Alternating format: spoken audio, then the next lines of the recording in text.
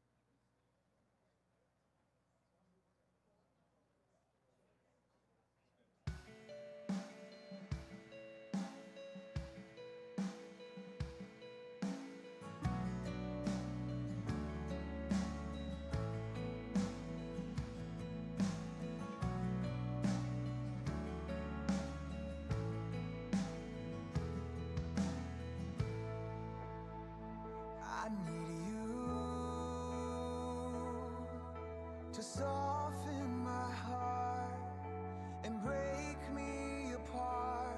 I need you to open my eyes and see that you're shaping my life. And all I am, I surrender.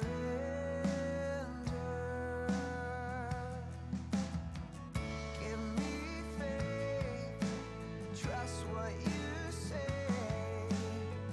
that you're good and your love is great. I'm broken inside, I give you my life.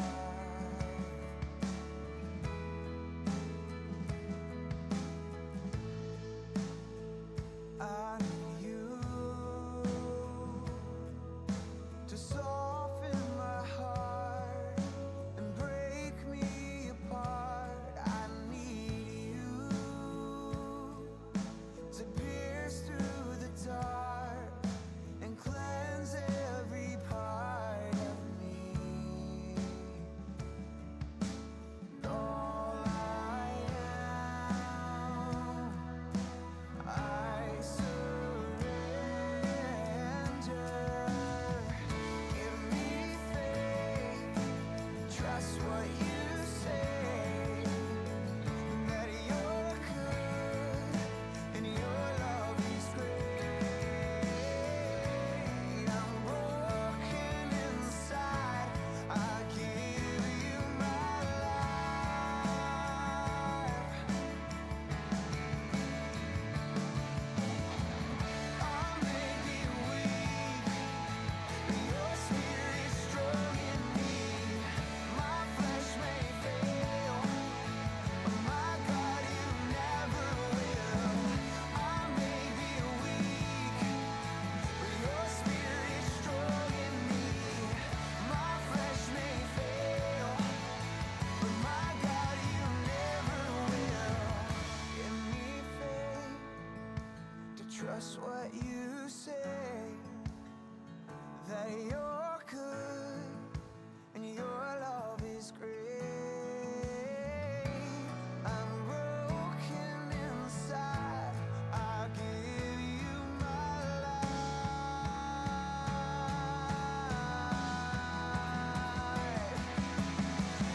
Give me faith to trust what you say, that you're good and your love is great. I'm broken inside, I give you my life.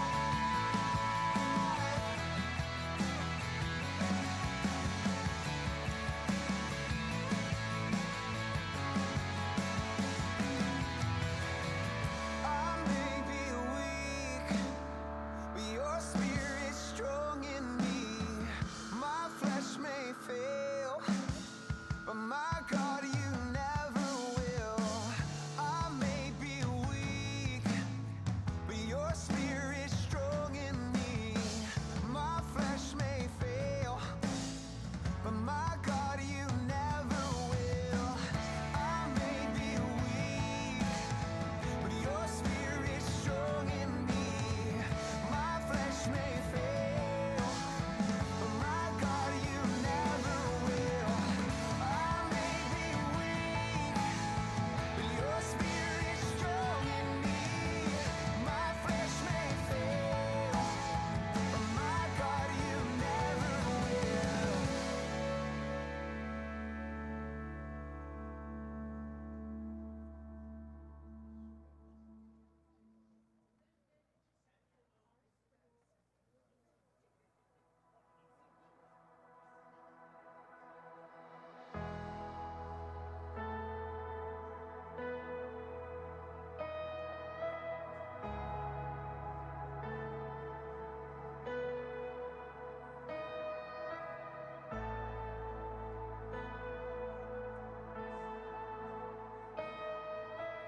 I just want to speak the name of Jesus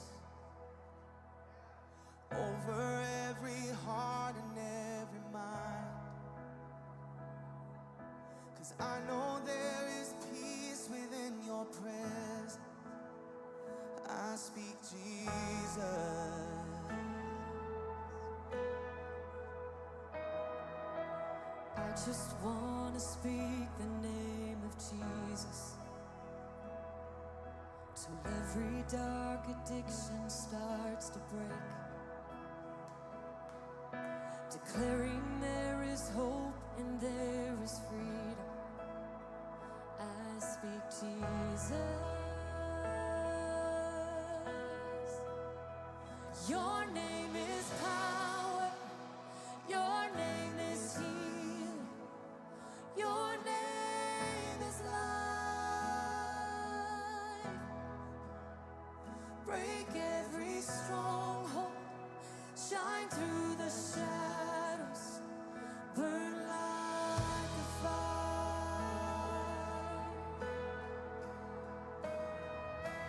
I just want to speak the name of Jesus over fear and all anxiety, to every soul held captive by depression. I speak Jesus, 'cause your name is power, your name is healing, your name is life. Yes, it is. Break every stronghold, shine through the shadows, burn like a fire. Your name is power, and we declare it now. Your name is life. Break every stronghold and shine through the shadows, burn like a fire.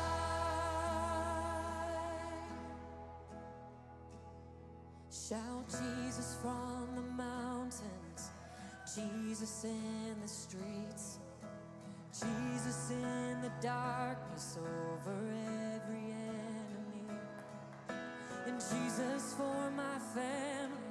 I speak the holy name, Jesus. Oh, shout Jesus from the mountains, Jesus in the streets, Jesus in the darkness over every enemy, Jesus for my family. I speak the holy name, Jesus. Your name is healing. Your name is life. Break every stronghold. Shine through the shadows. Burn like a fire. Come, Holy Spirit. Your name is power. Your name is healing.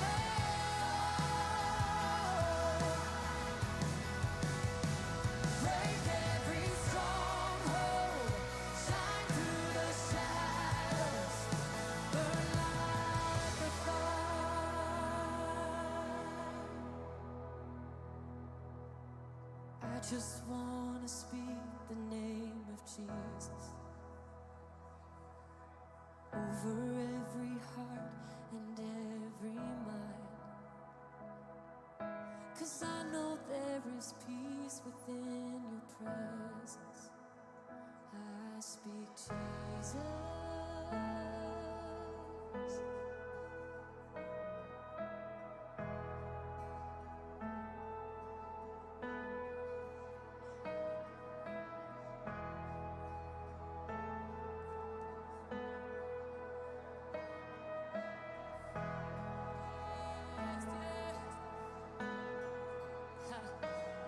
Shout Jesus from the mountains, Jesus in the street.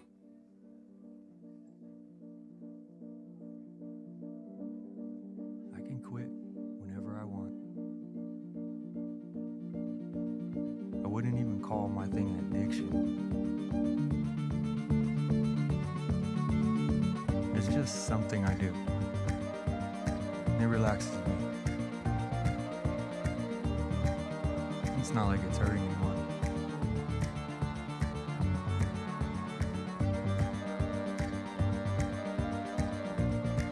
Is it the best thing for me?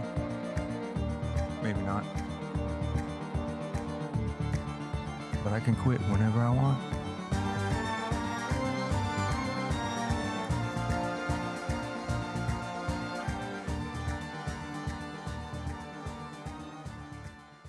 All right. Good morning, church family. Good to see you all. Hey, thanks for showing up. So first of all, hey, thank you to everyone who's praying for me on my surgery. I had a week and a half ago. Went really good. It was a hernia surgery, and they put some mesh in there. And I asked the doctor beforehand, do you have any mesh that's in the shape of a six-pack? Because I would rather not work out. And thank you. That's exactly what I wanted to hear from my cousin over there. So thank you for your prayers. I'm feeling really good, actually. So a couple of announcements. One, I think last week it was announced that there are donations being accepted for foster youth who have aged through the foster care system to provide them with a Merry Christmas. So there's a flyer up front, and you can also pick one up if you want on your way out that gives you a number to text if you'd like to donate to that. So that's an item. And then this coming Wednesday, as far as events go, this coming Wednesday, the women's group is having a craft night over at Melody Ilario's house, Jeff and Melody's house. And that's actually Cherie or Shannon. If you want more information, since they head up the women's ministry, if you want more information on it, just put on your card right there, craft night, and we'll get back to you on that. And also, don't forget please fill out your Connect cards. Any prayer requests you have, please put those down. 1 week from today, pancake breakfast. Dave and Karen Scott will be cooking up pancakes. They're famous pancakes, so be sure to be here for that. And then the Friday after that, December 8th, is Dream Night, which is our annual Christmas get-together where Pastor James talks about what's coming up, what our dreams are for the coming year. And the Dream Night this year will be at the new building in San Clemente. So mark your calendars, Friday, December 8th, whatever condition that building is in, we will be in San Clemente on December 8th. And then a couple days later, Sunday the 10th, is South Hills Church's 25th anniversary. So remember, 25 years is silver. So Pastor James, anything silver, you can bring that day. He's modeling some nice silver right now. You can bring that. So that's what's coming up. Thanks for being here today. And here's a message from Pastor Moses.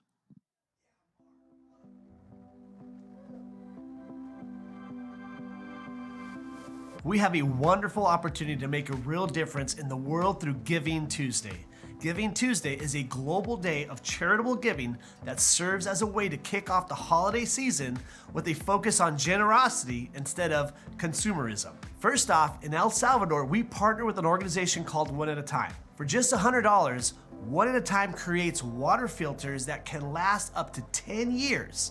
South Hills has provided water filters for 160 families in El Salvador so far. But we don't stop there. We connect these families with a local church in El Salvador called We Are Heaven. Now, let's shift our focus to a project with an organization called Tumaini in Kenya. This remarkable nonprofit organization conducts essential ministries like running a school, providing employment opportunities, they plant churches. Tumaini is currently raising funds to construct a $6 million hospital in Kenya, which will make a substantial impact on the region's healthcare.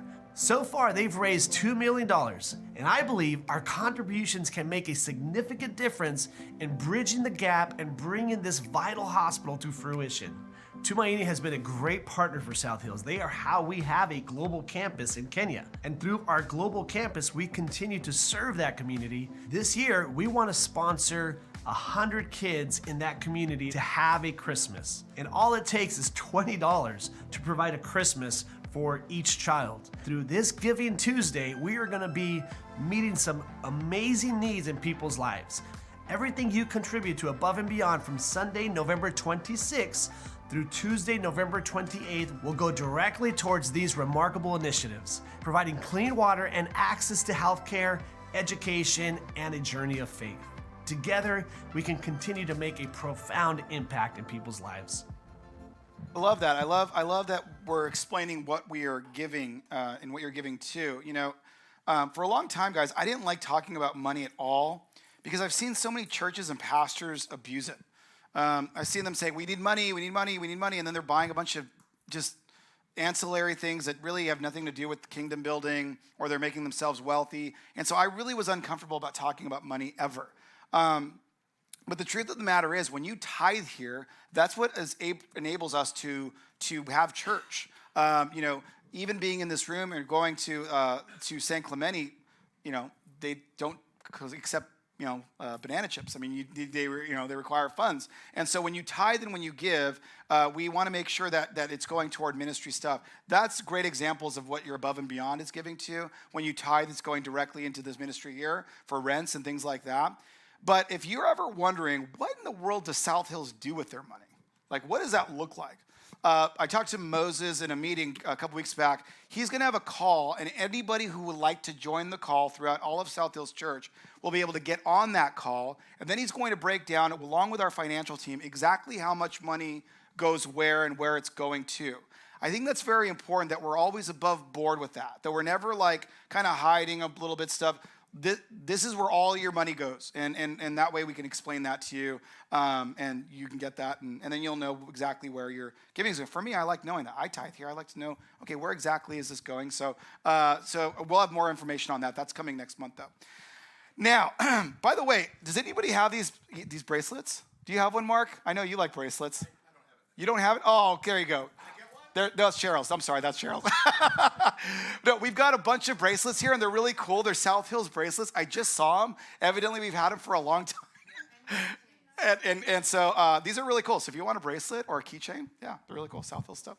And they're free because of people tithing. Okay, really quick. This morning, I woke up to some really interesting news. This service is like no other service I've ever done before, because I have never, in the history of ever being in ministry, have ever done a service with no worship time music. I have never experienced that before. This morning, Princess texted me. She said, I got it last night. I knew it was coming along. I think it's the flu. She goes, it is so bad, I just can't move. I can't do anything. And so she's let me know I'm not going to be able to come in. I was like, okay, I get it. So what are we going to do? She goes, I'm so sorry, but we're just not going to be able to have worship. Melanie is awesome. I go, Melanie, what are we going to do? She goes, let's just pivot. And so we decided, let's just, for the first 15 minutes, just play music. And then you guys can hang out and talk. And how's Thanksgiving? And how is everything going? And everybody is so cool about it. I apologize that we were not able to have our worship time. I know that's a big deal, but thanks for being so cool about it. And we will have that figured out next week, but thank you for that. Okay. Now, if you know me, then you know that I love sports, okay? I love my Rams, right? Come on. I love my Trojans. It's been down here for the Trojans. It's okay. I love my Dodgers, right? Yeah, come on. There you go, Dave. I love these. The Angels, I like the Angels, but, you pretty much know in spring, the Angels are not going to go anywhere. But, like, every year, that's another first. Every year, you have people, I know for me, my Rams may win the Super Bowl this year. And they did a couple years ago. My Dodgers may win the World Series. And I waited a long time for that one. And they did a couple years ago. The Lakers are going to win championship, and they did a couple years. So I like every year I believe my teams can actually go and win it all. But then there are people that believe that, but the truth is they haven't experienced that. Because let's say, for example, do you have any Arizona Cardinals fans? If you are an Arizona Cardinal fan, God bless you, because it has been since 1947 since they won the championship football. In fact, they were the Chicago Cardinals back then. Or you've got the Cleveland Guardians. If you're a Cleveland Guardians fan, every year you're praying this is going to be the year, and they have not won a championship since 1948. They were the Cleveland Indians, which I think was a cooler name anyway. But so the Cleveland Indians won a championship in 1948. But every year, or the Sacramento Kings, right? This is going to be our year. We're going to, and they have not won anything since 1951, and they were the Rochester Royals back then. But every year they think this could be our year, and a lot of fans go, I'm not going to let myself fall into that. I'm not going to let myself fall in that. I'm not going to let myself fall in that. And then they fall into it thinking this might be our year, only to be completely hurt all over again, that it's not their year. And guys, when you look at it, that's how our lives work. That's how sin works. I'm not going to do it. I'm not going to do it. I'm not going to do it. And then you do it. And you're like, oh, I thought it was over that. I thought I would been there and done that. Then you feel bad. Maybe it's a sin you struggle with. Maybe it's a toxic relationship that you have. You're like, I am so over that person. I'm never going back to that person again, only to find yourself drawn back to some toxic situation. And you're like, I thought I was over that. I thought I was all done with this. Now, why is this so hard? Because you were so vocal about your recovery, you can't admit to the relapse. You can't admit it. It's just too hard. I already told everybody I don't struggle with that sin anymore, but now I did it again. Now I struggle again. How do I tell people I struggle with it? I don't want to be with that person anymore. Now I told everybody I'm totally over her or I'm totally over him because it's toxic. And then you're back there and you're like, how do I explain this? You know, and then we lie, right? Hey, I heard that you were with so-and-so. No, I wasn't with her. Oh no, you must mean her twin. No, her twin is really nice, but that was not, Or I heard you got, really drunk the other night. No, I had the flu, and it was cough syrup. It was not. So we try to lie when we backslide into a relapse because we're embarrassed. We told everybody we were over it, and now it's embarrassing that we've got to deal with it, and that's what happens in that way. Now, usually, when somebody tells me I don't struggle with something anymore, I feel sorry for them because I know that if they say I'll never struggle with alcohol again. I used to be an alcoholic.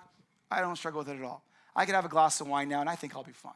It's like, no, you won't, because it'll just hit you right back again if you're an alcoholic. I don't struggle with sex or porn addiction anymore. So, great, can I put some things on your computer? No, you don't even need to because I'm good. I don't struggle with it anymore. No, you're not gonna. There's gonna be a time where you're gonna feel weak, and then you're like, I think I'm good now. Actually, you're not. Remember it this way, guys. 1 Corinthians 10:12. So if you think you're standing firm, be careful that you don't fall. If you think you're standing firm, be careful that you don't fall. Now, he's saying be careful that you're not overly confident, and that's where it gets dangerous, guys. You might want to remember this. This is what we're talking about today. When you stop doing what you did to get free, it's unlikely you're going to stay free, period. So when you start going, okay, I'm good now, I don't need to do those things that got me free, chances are it's not going to last very long. But it's frustrating. It's totally frustrating. Have you ever had a thing that you struggle with, a relationship or a sin or something you struggle with, and you're so embarrassed about it, and then you overcome it, and maybe you've given your testimony at church or in your small group, and you go, I no longer struggle with this anymore, and everybody's cheering you on, and they're like, that's great, and you think, okay, this is awesome. And then when you slip up again, you don't want to tell anybody because you don't want to do the things that you did before because I'm supposed to be over that already. Right? It's sort of like somebody telling you as an adult, we just did some research and you are several credits shy of your high school diploma. And in order to keep your job and your salary, you need to go back to high school and take algebra. Okay? You'd be like, what? I'm not going to go to algebra class. This is embarrassing. I thought I already got past that. Actually, you didn't. You got to go back. Well, that's how a lot of us look at when we slip up. You're going to have to go and get some help again. I don't want help again. This is embarrassing. I don't want to have to deal with this again. I like being free from it. I like the attention I got telling everybody I'm free from it. Now I don't have to do the things that got me there the first time. Now, you don't have to show your hands or anything, but how many of you, even as an adult, still react to maybe your parents or a sibling in the same way you did when you were a kid? And you promised yourself, I'm not going to let them have an effect. So when you're a kid and you're trying to get the approval of your parents or you're trying to get the approval of a sibling or a family member, and then you're like, when I grow up, man, I don't care what you think of me because I'm going to be an adult. But even as an adult, man, your parents still have that same effect on you. Or your sibling still has that same effect on you. And it's embarrassing. I'm not 9 years old anymore, but then you're thinking, but it's still affecting me. I thought I was over that. I thought I had grown out of that already, but it still gets to me. And I know it could be frustrating, but remember this, guys. No one is more upset about a relapse than the person relapsing, okay? Nobody. And it's one of those things, guys, where, and I've said this prayer before, maybe you've said this prayer, it's like, I don't want to struggle with this anymore, God. Just take it away from me. And I know that you don't make robots, but make me a robot. I'm good with it. Just make me a robot and make me never want to do this or that again. And because I want you to fully control me. And then you do it again, you're feeling bad. Guys, if that's you, if you have ever slid back into something that you wish you had conquered, don't feel bad because you're in good company. all right? Paul, the author of most of the New Testament, says this in 2 Corinthians 12:7. Or because of these surpassingly great revelations, therefore, in order to keep me from becoming conceited, I was given a thorn in my flesh, a messenger of Satan to torment me. 3 times I pleaded with the Lord to take it away from me. Now, we don't exactly know what it was that Paul was struggling with. A lot of scholars believe that he definitely had bad eyesight. We don't know if that was it. Some scholars felt that he had mental illness. He had anger issues. He had depression issues. We don't know exactly. One scholar actually said that he had severe arthritis and he was in pain all the time. It could have been a moral thing. We just don't know. But I think we could really resonate with Paul saying, yeah, I prayed for that too. God, take this away. I don't want to deal with this anymore. Take it away from me. Get rid of it. But look at God's response in 2 Corinthians 12:9. But he said to me, my grace is sufficient for you, for my power is made perfect in weakness. Therefore, I will boast all the more gladly about my weaknesses so that Christ's power may rest on me. Now, do you know what that means here? In other words, I'm not going to get rid of it, but I will give you the grace to continue to struggle against it. If you're me, I'm thinking this. Here's the deal. What if we made a deal, God?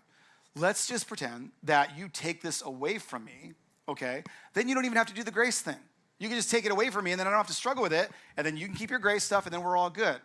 And I think a lot of people would feel that way. Just take it away from me, then that way you don't have to extend grace. And God's like, no, I'm not going to do that because I am great when you are weak. You have no choice but to depend on me.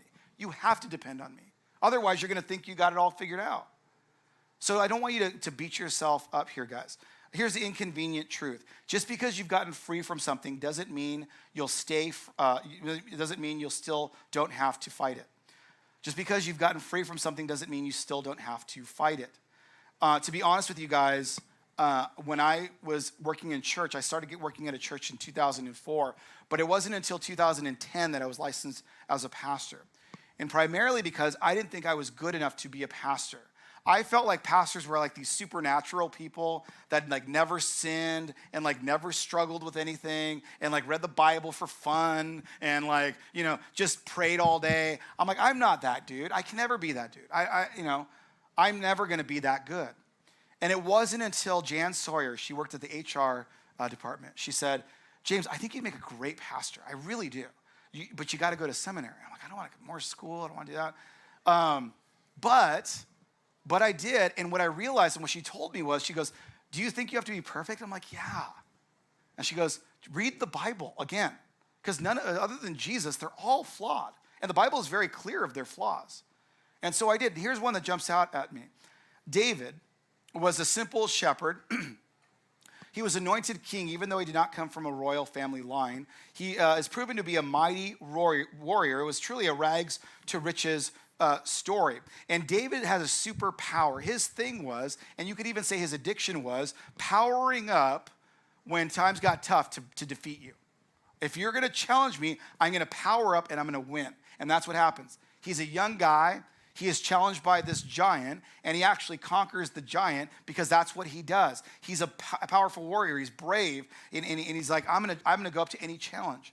Now, the reward for this beating of the giant was he was going to get the princess, okay? King Saul's daughter, Michal, was the prize. And then Saul goes, you know what? I'm going to do a take back. I'm not going to give this to you. I'm going to have you do some more things to prove to me that you're worthy of my daughter. For David, he's like, great, because this is what I do. I don't care. Put anybody in here. I'll conquer them all. That's what I do. That's how good I am. Now, so we'll show you my immaturity as a pastor. Mark, I'm not going to look at you because you'll laugh at me. You'll make me laugh. But I giggle when I say this verse, this passage. Here I go. It's 1 Samuel 18:25. Saul replied, say to David, the king wants no other price for the bride than 100 Philistine foreskins to take revenge on his enemies. Saul's plan was to have David fall by the hands of the Philistines. When the attendants told David these things, he was pleased because the king's son to be the king's son-in-law. So before the allotted time elapsed, David took his men with him and went out and killed 200 Philistines and brought back their foreskins. They counted out the full number to the king so that David might become the king's son-in-law. Then Saul gave his daughter Michal in marriage. Think about this. Super weird request, guys. Very weird. Anybody think you don't have a good job? Try being that guy. Okay, his job is to count 200 foreskins. Not exactly a fun job, okay? But that's what it is. David's like, I'll do it. I'll do anything because I'm a warrior. I power up and I'm really, really good. That's what I do. That's my superpower. I could power up to do this. But then you got to remember, guys, anytime you have a great strength, it's going to be your weakness because you don't know how to turn it off. Here's what I'm saying. If your thing is I could power up to win battles, that's great, but what about turning it off?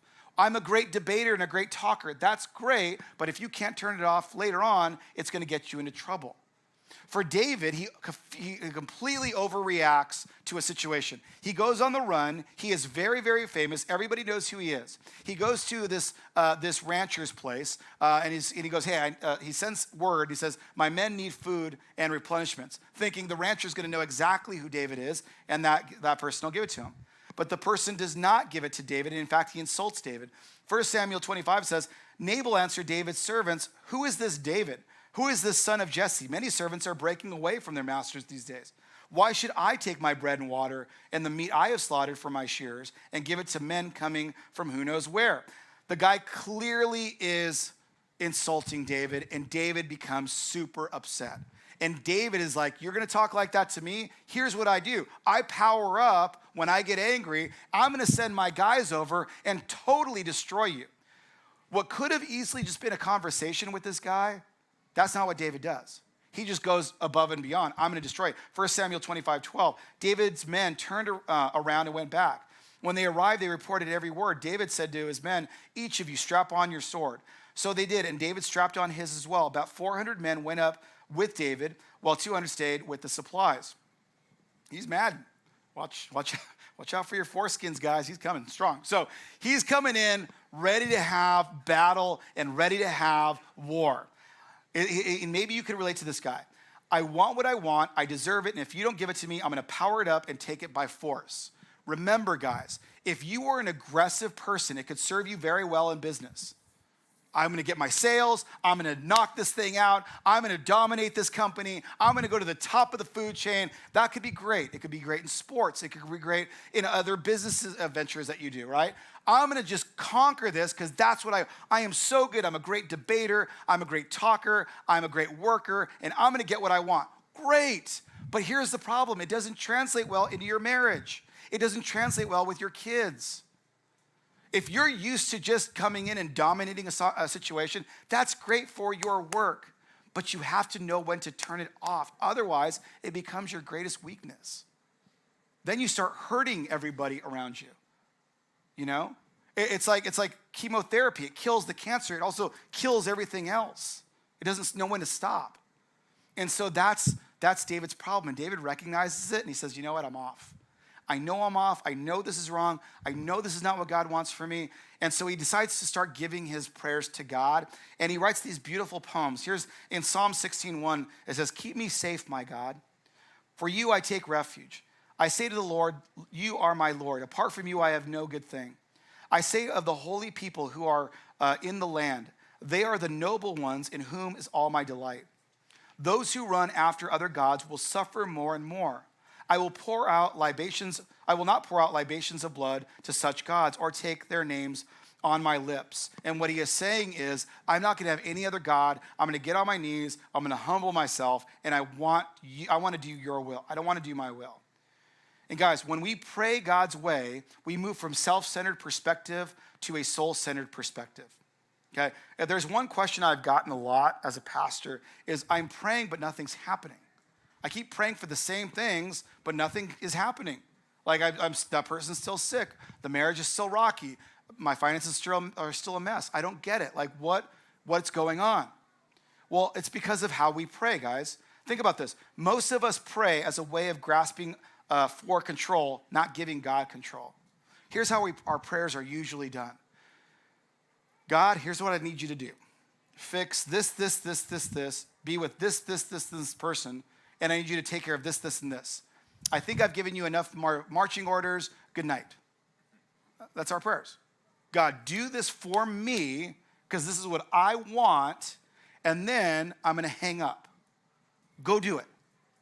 That's not how you pray, guys. That's because what you're saying is, I'm God. You're not doing a very good job right now, so I need to tell you what to do so then you can fix all my problems, and then I'm good. And then I'll tell everybody how great you are, okay? But it's really just stopping and listening. And that's how Scripture frames prayers. And guys, if you ever pray like that, like, okay, it's nighttime, God, please be with Aunt Martha's bad hip. Please be with, Susie and John's marriage. Please help me to close that sale. And okay, I think that's good. I think that's all I got. So thank you very much, and I'll talk to you later. Good night. And that's kind of how our prayers are. And if that's you, the disciples would agree with you that they didn't really know how to pray either. A lot of people don't know this. If you study Scripture, the disciples actually go to Jesus and say, how do you pray? Because our prayers are different than yours. Yours are different. So how do you pray? And what Jesus is telling them is that you got to slow down. And you got to listen to what God wants to say to you. A lot of us don't do that, and we don't know what God's saying because we've already hung up a long time ago, right? You have to just stop and listen. It has got to be a conversation. Again, prayer is not about changing God, but becoming willing to let God change us. That's how prayer looks like, okay? And for me, when we're truly giving it to God, because I've seen people, guys, coming down and saying, I love Jesus and Jesus changed my life and I'm a brand new person. Praise God. Yes, I love Jesus. I'll do anything for Jesus. Are you coming to church? Well, it's raining, so I don't think I'll be able to come to church. Okay. Oh God, but I'm gonna go out there and I'm gonna do this for God, and God is number one in my life. Are you coming to church? Well, I got a splinter last night and it's kind of bothering me, but I'll watch online and we'll do that thing. A lot of times I'll go to church if I need church. I'll pray if I need prayer. I'll tithe if I have extra cash. I will serve if I've got another extra 10 to 20 minutes of my life. But our faith is very viewed on my terms, and I want you to do this. It is not, God, what do you want from me? And I think because a lot of us are scared. What if God asks me to serve? I don't have time to serve. What if God asks me to start tithing? I can't tithe. Are you kidding? I'm barely getting by. What if God asks me to care for my neighbor who I can't stand, or call a sibling that's getting on my nerves? I don't want to do that. What if God asked me to make it right with a coworker that I can't stand? I don't want to do that. So instead of having those conversations, let me just tell God what I need him to do, and then tell everybody I'm praying and I'm good. Now, for David, guys, we see that this changes him. He starts to have these prayers of, God, what is it you want? And God actually says, I want you to humble yourself and I want you to trust me. And we see David's heart completely change. And this is how far it goes. 1 Samuel 26:7. This is his opportunity to finally destroy Saul, who's trying to kill him. So David and Abishi went to the army by night, and there was Saul lying asleep inside the camp as his spear struck in the ground near his head. Abner and the soldiers were lying around him. Abishi said to David, today God has delivered your enemy into your hands. Now let me pin him down to the ground with one thrust of the spear. I won't strike him twice. Meaning, I got this guy. I don't need to hit him again. But David said to Abishi, no, don't destroy him. Who can lay a hand on the Lord's anointed and be guiltless? We could see here, he is a totally changed person.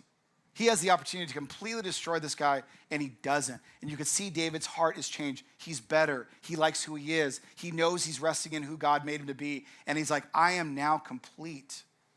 It shows my recovery. If my addiction was powering up to destroy my enemy, I'm cured now. I'm good. I don't struggle with this anymore. I'm awesome. I'm exactly who God made me to be. I'm great. And I think that's how we all kind of get. I don't need to do those things anymore because that was the old me, and now the new me would never do this. And even David, after doing all these beautiful things, shows that when you mess up, man, you really mess up. Because at this point, he goes from not killing this guy Saul to thinking he's all good to this. 2 Samuel 11:2. One evening, David got up from his bed and walked around on the roof of the palace. From the roof, he saw a woman bathing. The woman was very beautiful. Then David sent messengers to get her. She came to him and he slept with her. Now she was purifying herself from her monthly uncleanliness. okay? Then she went back home. The woman conceived and sent word to David saying, I am pregnant. In the morning, David wrote a letter to Joab and sent it with Uriah. In it, he wrote, put Uriah out in front where the fighting is fiercest, then withdraw from him so he will be struck down and die. David doesn't just go kind of back. He goes back and then he goes back some more. And that's what relapse looks like. You haven't done this thing in so long. I'm not going to just do it once, man. I'm doing it all the way. I'm not going to have one glass. I'm going to get wasted tonight. I'm not just going to sleep around with one person. I'm going to find as many people as I can. I'm not just going to do this little thing. I'm going to do this big thing. And we can see David, we're going from, and which I firmly believe he meant totally, God, I'm all for you and I want to do everything from you. He went from that to, I'm going to steal this guy's wife and kill her husband. I thought David changed. I thought he was all good now. What happened to the beautiful poems and all the good stuff that he was doing? What happened to all that? No, he stopped doing what it took to get there. How do you think this happened? When you stop doing what you did to get free, guys, it's unlikely you're gonna stay free. It just is. No matter how Christian-y you think you are, no matter how many times you pray, doesn't matter. If you think I'm good now, I don't have to prescribe to those other things, you're deceiving yourself. What he clearly forgot was we can't eliminate our addictions overnight. We must manage them every day. You know, I love it when I hear somebody say, I used to struggle with this thing, and I don't struggle anymore with it. I was like, man, that's awesome. That's so cool. But just know, if you do, come talk to me. I'm not going to judge you. I'm not going to make you feel bad, but let's talk. Because, you know, if you think you're all good now, I'm a little nervous for you, okay? Guys, recovery isn't something we do once and we're done. It's a path we walk down and work ongoingly, okay? It's a process, guys. And you got to make sure that you're always on guard. Hebrews 12:12 says, therefore, strengthen your feeble arms and your weak knees. Make level paths for your feet so that the lame may not be disabled, but rather healed. And what this is saying is there's a really good chance that you are going to relapse. And when you do, make sure you're pointing your eyes clearly on God. Now, one of the ways you can actually, you know, prevent yourself from falling back into some bad habits or sins or whatever is write out which practices help you get free and then continue to do them to stay free, okay? Write them out. What did I do to get free from this? And then keep doing that. Because if you don't, if you think you got it figured out, you just don't. You know, when I first started going to church again, Mark's mom, my aunt, brought me to church, and I actually really liked it. I was surprised that I liked it so much because I didn't like church growing up. But then when I got to church, I loved it.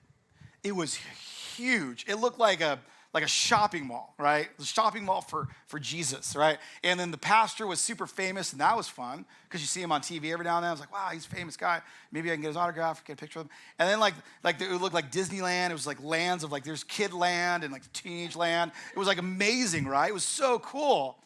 But I think the thing I liked most about that church, and this could happen at small churches too, but what I liked most is I didn't have to know anybody. I could go and not know anybody, and maybe I say hi to the greeter that saw me before, and I go hi, but I could live however I wanted to live, and it didn't matter because nobody knew who I was, and so I got to feel good. I got to hear a good message that got me through the day, and I got to sing some songs, and I got to feel good about myself that I was doing a good Christian-y thing, but at the same time, I don't want you to know me because then if you know me, I might have to be accountable for some things. I don't want to be accountable. I want my church life, I want my work life, I want my friendship life, I want my marriage life. I want all these things in manageable buckets so I don't have to do anything I don't want to do. And going to church once a week and waving to the greeter was great. You don't have to know me, it's great. I get to tell everybody I go to church, so then I did the Christian thing, and I go to Christmas services, and everything's fine. But you don't know me. And guys, if you just go to church and you don't get to know anybody, you're missing the point of church.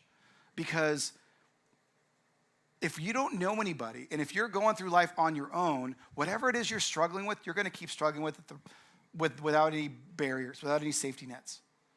It's just going to come at you and it's going to hit you so hard. I've seen so many times, guys, being a pastor over and over and over. I've seen people go through bad times. They're at church. They get plugged in. All of a sudden, their finances turn around. They take off. They are gone for a while until life gets hard again. Then you see them again. And I've just seen this over and over and over. They use church or they use God as some sort of a first aid kit until I get better. Then I get better, then I'm off again. But it's really just a journey of like getting to know who God made you to be. And you're not going to do that by yourself. You have to be known. It's one of those things that, guys, that's what we're super committed to. That's what we're committed to doing as a church. True friends, guys, are not going to judge you. If you say you blew it or messed up again after something you thought you were good, if they're really close to you, they're not going to judge you. They're going to say, hey, let's get some help. Let's figure out a good path for you. If they do judge you, get them out of the picture, because you don't need people that are judging you. Who are they to judge you anyway? They're not perfect either. So put people around you that you could be honest and real with, okay? Guys, this is not just me saying this to you. This is me saying this with you. I'm leading you by example. I have put 6 guys around me that have full access to me. They could ask me anything they want. There's nothing off the table. They could feel free to go to Melanie and ask Melanie anything, like, is he home enough? They could do it. They have full access to me. They could look at my phones. They could look at my iPads. They could look at my computers if they wanted to. They have full access to me, okay? And there's a reason, guys. It's because the people we think as pastors, we think somehow that they know something you don't know. And they're somehow better than you, and you're really not there. And guys, you know how many times I've heard, well, Pastor so-and-so, have you asked Pastor yet? That's nice and it's respectful, but that person is struggling just like you are. So it doesn't matter if you're a pastor or a father or a prophet or a pope or bishop or whatever religious people are called. It doesn't matter. They're just a person, and they're struggling with things too. And if they're gonna, the problem is, guys, most pastors right now think that they can't afford to do that because they've got to somehow put on a show for you to think, Pastor so-and-so's got it figured out, so let's all go to that church. And so now they're trying to live up to this idea of what everybody thinks of them. And it's dangerous. Guys, that's not just me.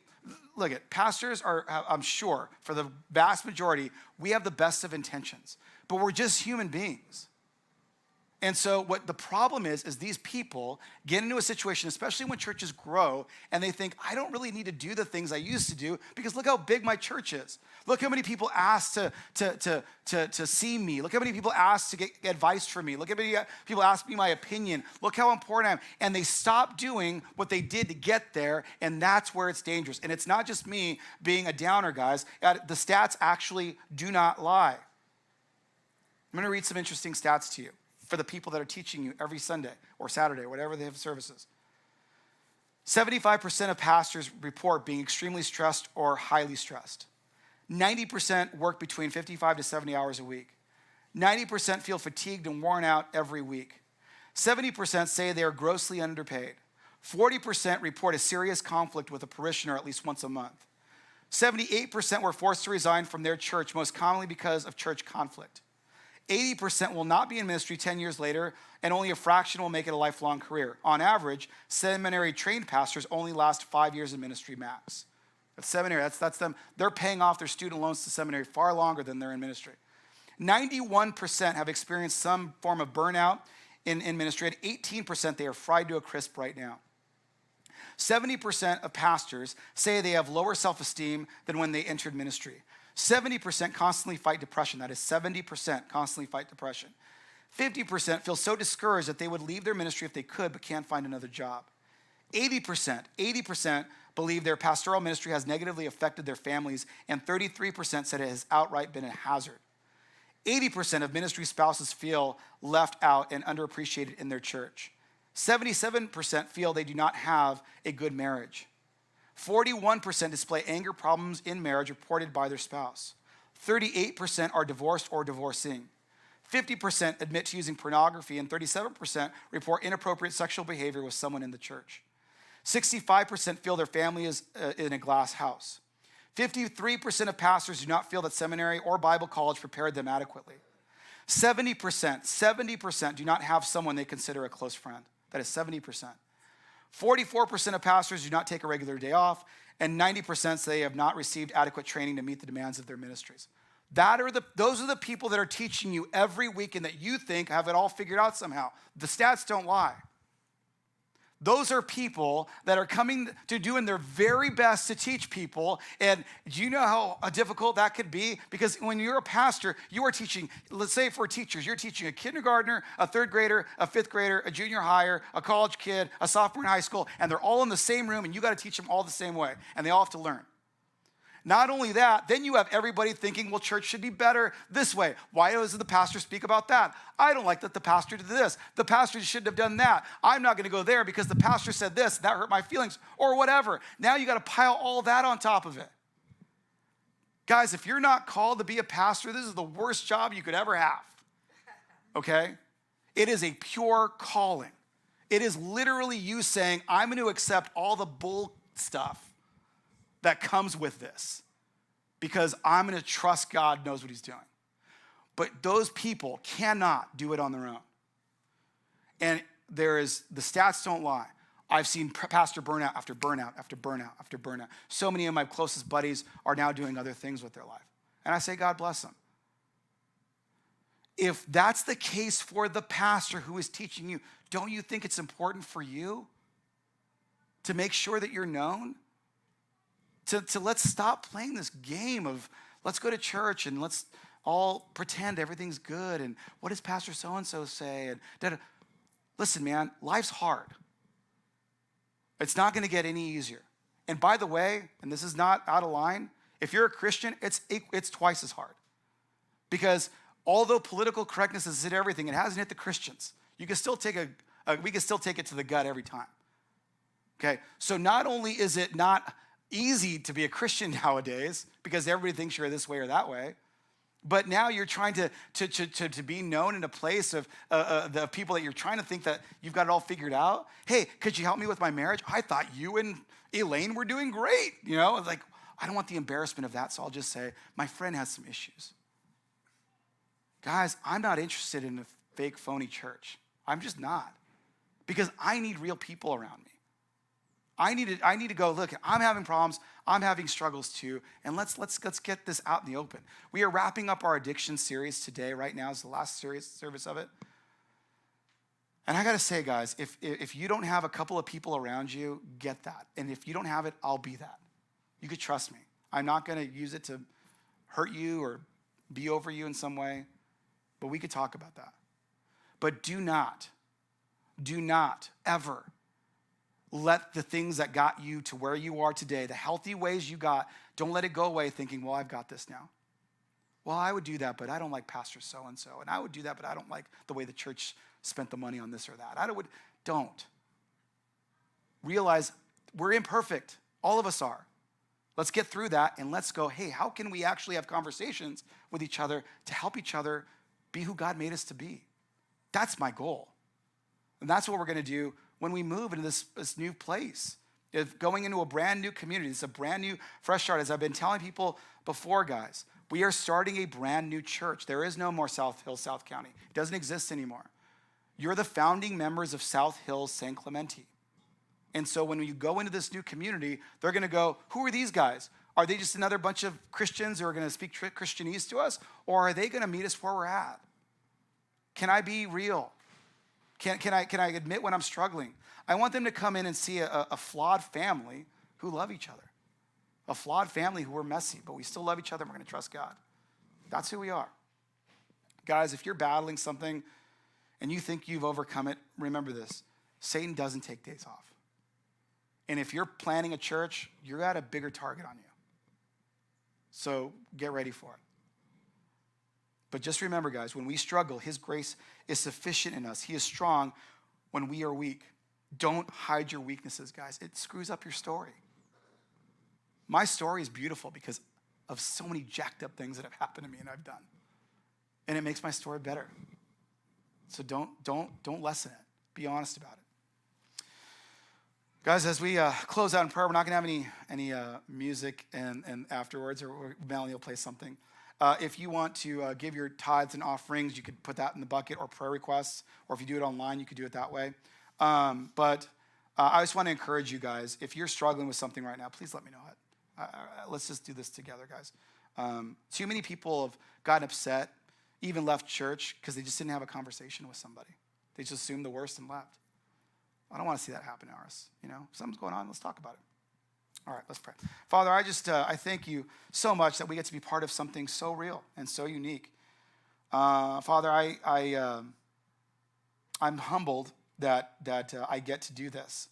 But Father, help me to never ever think that, especially when we move and as this church grows, help me to always remember who's doing it. And help me to always seek you first, God. I thank you for those 6 guys that are around me that keep me in line. And I pray that, God, our church becomes a church of people who know each other, not just people who wave casually to each other, who think we know who they are, but not sure who they are, but a church that really knows each other, God, that we could do life together. And we could not be ashamed of our scars, but we could show our scars and say, this is what God's done for me, and this is what he could do for you. So we thank you, God, that we are in a church of real people who are doing our best and seeking you first. It's in your precious name. Amen. I want to say one thing really quick. She's out there. For those of you who gave to Angela, know that Angela was having a hard time. She's a single mom. And she has 3 boys, and she reached out to one of our members, Shannon, and she's real struggling. If you have known any single parents, it's not easy. It's a struggle. She's got 3 boys. And it was really cool. We put out there some people, and just last service, we were able to gift her from this entire church $1,300 for her to get her gifts for her boys and just have a Christmas that she is never going to forget. She was in tears back there, and it was really beautiful. I'm going to sing this to you guys because I want to show you the love of this church family. She doesn't know it yet. I'm not going to say the name. I'm not going to say the name. But there was a member who, and I want you to know this because I think it's important. There was a member who Angela has a surgery she needs to do. She does not have the funds to do it. And this one member is actually covering the cost of the surgery as well. The reason why you guys need to know that is because if Angela never said what was going on with her and her struggles, all of those miracles don't happen. See what I'm saying? If she was like, I can't do this, I'm embarrassed. This is embarrassing. I can't say this. Oh my gosh, what are people going to think? They're going to think that I'm not good with my money or something or what? She's like, hey, I'm struggling. And people just came in. And this is what church family looks like. And that's why I think it was important for you guys to know that. Just don't say anything. Okay. Have a great week, guys. See you later.